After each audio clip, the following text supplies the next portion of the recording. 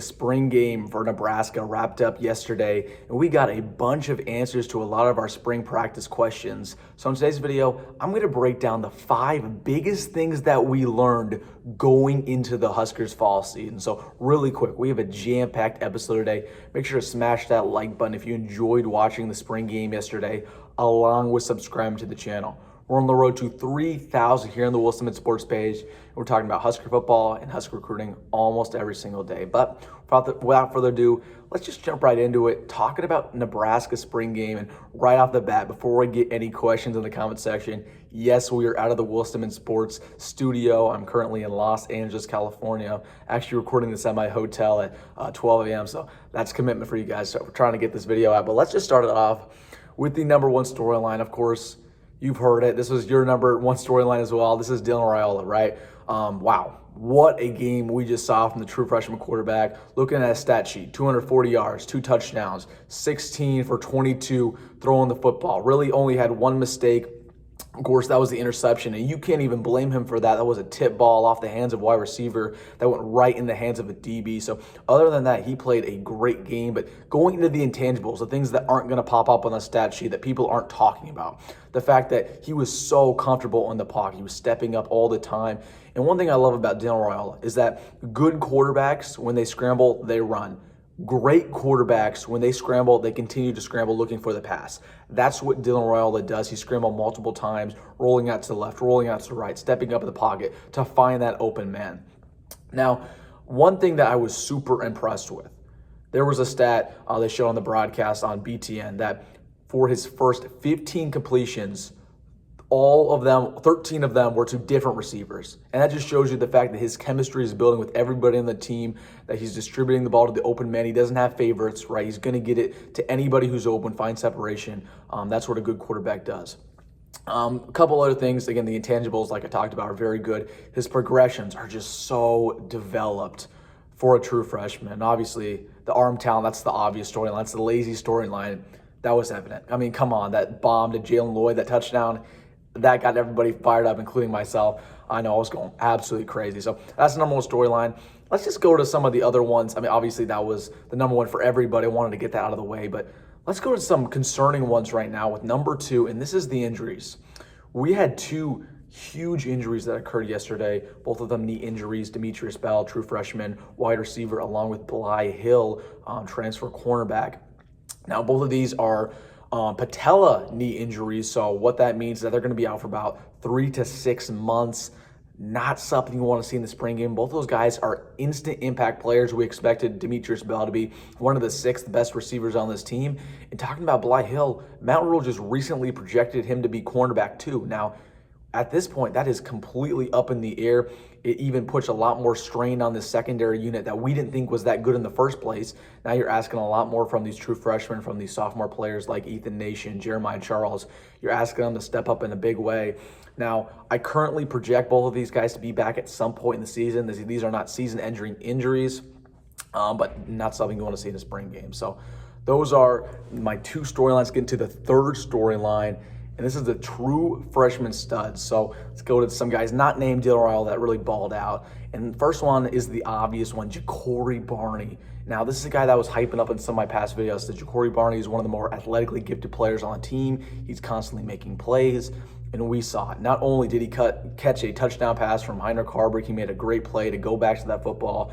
Kind of an awkward throw, man. He made a great catch to get his 2 feet in bounds as well. But not only did we see that, but we saw a big kickoff return from him as well.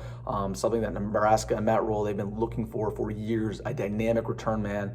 We feel like we have that with Ja'Cory Barney. Another true freshman that I thought balled out, Vincent Shavers, man. I mean, the hype was there. Everybody kind of projected him to make a big day. He did just that. I was really impressed with him. In the run game specifically, he was filling those gaps, getting there on some tackles. So Vincent Shavers, man, the hype is real. He really proved it. That, yeah, he's a force to be reckoned with. So watch out for him. But I was really impressed with a lot of the true freshmen who played. A couple of the true freshmen on linemen played very well. So, yeah, very good 2024 class. So, but those were my 2 guys, Ja'Cory Barney, man. That's a guy who with specifically Demetrius Bell being injured, Ja'Cory Barney could be in that too deep in that wide receiver room, so expect him to potentially not be redshirted. So let's get to my fourth storyline here, and this is just all about the defense and what we can expect from them going into 2024. Now, right off the bat, they look like a top 15 unit. This was a very, very stout unit, given the fact that they're not even playing a lot of the starters on defense right now. A lot of the guys are injured. Tommy Hill was not playing. Of course, Deshaun Singleton was not playing. Marcus Buford was not playing. So a lot of our best players on defense were not actually suited up. Of course, Nash wasn't playing, nor was Ty Robinson. So yeah, a lot of our starters were out on defense. I believe 6 total, but they forced turnovers. We had a couple picks. One obviously was pretty lucky. That was Dylan Raiola's pick. Then Daniel Kalen's pick was a great play. I believe a walk-on caught that football. So yeah, I mean, I believe the secondary needs some work. I think it was evident as the game progressed that our depth in the secondary is not very good. But talking about that run defense, oh my goodness, man. Play after play, they stepped up. There was only really one time where the run defense let up a big play. That was Dante Dowdle, who took it to the house. But man, that run defense, really, really good. And yeah, there's not many starters who play today. So feel really good about that. Feel really good about the depth in that defense. And yeah, we're on pace for a top 20 unit. So was very, very impressed. And man, Tony White, he's doing a great job as our DC. We're looking at a very, very talented room, D-line, linebackers, and secondary going into this season. So let's just get into my last and probably the most interesting storyline that I figured out over yesterday's game, and this is the offensive philosophy. Now, this is my big question. In my previous videos, I talked about this and what I expected from the offense, given that you're adding Dylan Raiola, given you're adding Glenn Thomas as your co-offensive coordinator. What can we expect? Can we expect more of a pro-style offense, West Coast? And yeah, we did actually see that. We saw a lot more shotgun than last year. I don't believe we saw a single quarterback option or zone read, specifically with Dylan Raiola at quarterback. So they're completely abolished that part of the offense. And this is something I say all the time. Good coaches do not make players transition themselves to fit an offense. They transition their offense to fit their players. That's what Matt Rhule understands. He's been in the NFL. He's been throughout college football, and that's what he's doing right now.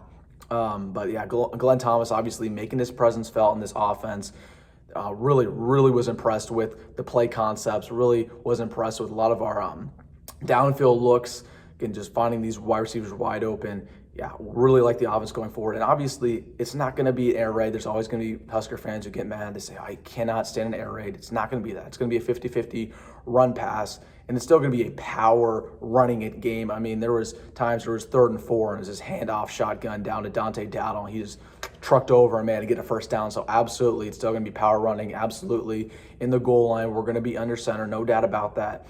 But we're just shifting more and more to fit Dylan Raiola's play style, and that's for the better, folks. That is absolutely for the better. We do not want to be running a quarterback run-heavy offense with a guy who cannot do that, specifically a 5-star quarterback. So, yeah, was really impressed with that. That was probably my biggest concern going into the spring game, was seeing out this new offense. But, yeah, we got our answer. A lot more shotgun, but it looks really good. So the spring game did not answer all of our questions, and it wasn't expected to, right? There's only so much you can answer. Of course, they're hiding a lot of things. But I was impressed, man. I'm not going to overanalyze it. A lot of people are going to sit here and overanalyze the spring game and watch all the film.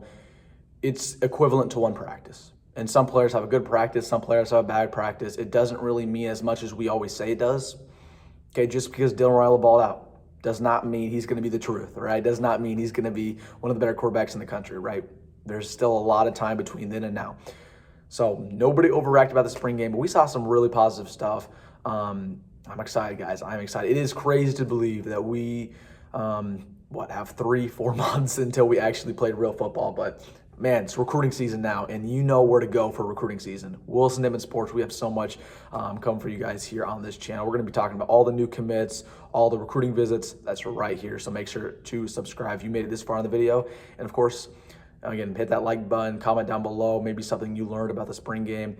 And yeah, guys, so that'll do it for me here in Los Angeles, California. We'll be back in the studio later this week. And as always, folks, go Big Red, go Matt Rhule, and see you in the next one.